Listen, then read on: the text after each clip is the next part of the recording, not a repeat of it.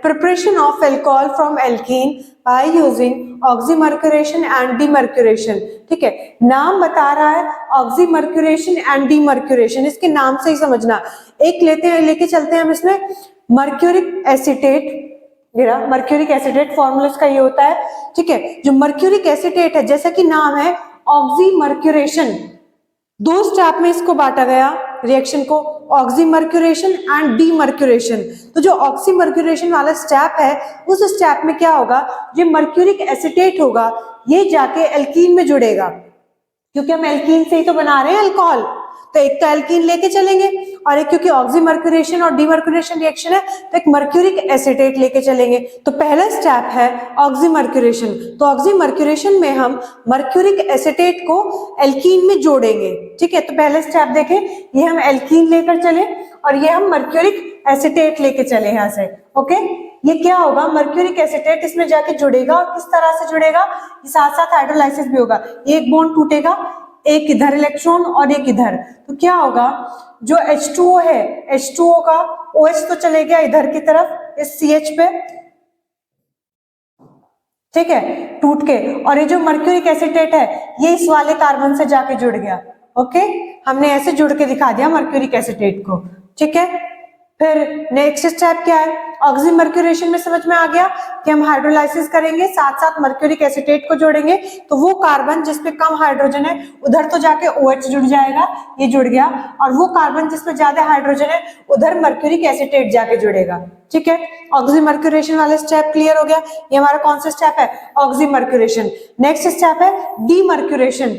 D जो word use होता है वो होता है रिमूवल के लिए, जैसे डिहाइड्रेशन तो वहां पे क्या होता है, पानी का रिमूवल होता है, ऐसे ही डीमर्क्यूरेशन। तो यहाँ पे क्या होगा, जो हमारा मर्क्यूरिक एसीटेट है उसका रिमूवल होगा। पहले स्टेप में उसको जोड़ते हैं और दूसरे में उसको हटा देते हैं। तो कैसे हटेगा देखें, जो पहले स्टेप का प्रोडक्ट हम वही लेके चले, फिर NaBH4 से इसका रिडक्शन करेंगे हम। रिडक्शन करने से क्या होगा, यहाँ से जो हमारा मर्क्यूरिक एसीटेट है वो सेपरेट हो जाएगा। ठीक है, तो रिडक्शन की वजह से एक H इसके पास आ जाएगा, ये निकल जाएगा, और एक H यहाँ पे आके हमारा 2 डिग्री अल्कोहल बन के आ जाएगा। क्लियर है सभी को? ठीक है, सेकेंडरी अल्कोहल ये हमारा बन के आ गया। तो हमने एक अल्कोहल की प्रिपरेशन की है by using alkene using oxymercuration and demercuration reaction. तो क्या है, ऑक्सीमर्क्यूरेशन वाले स्टेप में हम क्या करेंगे, एक मर्क्यूरिक एसीटेट को एल्कीन में जोड़ेंगे, जो कम हाइड्रोजन वाला कार्बन है उस पर तो हमारा OH आ जाएगा, और दूसरे वाले पे जाके मर्क्यूरिक एसीटेट जुड़ जाएगा। ठीक है, फिर जो नेक्स्ट स्टेप है डीमर्क्यूरेशन, उसमें क्या होगा, जो मर्क्यूरिक एसीटेट पहले वाले स्टेप में जुड़ेगा अब वो रिमूवल हो जाएगा। तो उसके लिए हमें यहाँ पे क्या करना होगा, NaBH4 की प्रेजेंस में रिडक्शन करना होगा।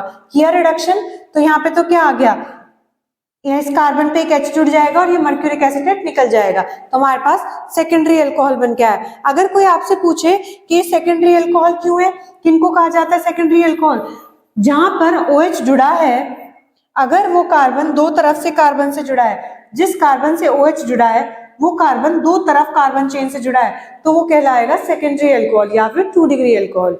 ठीक है, देखिए जरा पढ़ लेते हैं रिएक्शन को। चले पढ़ते हैं।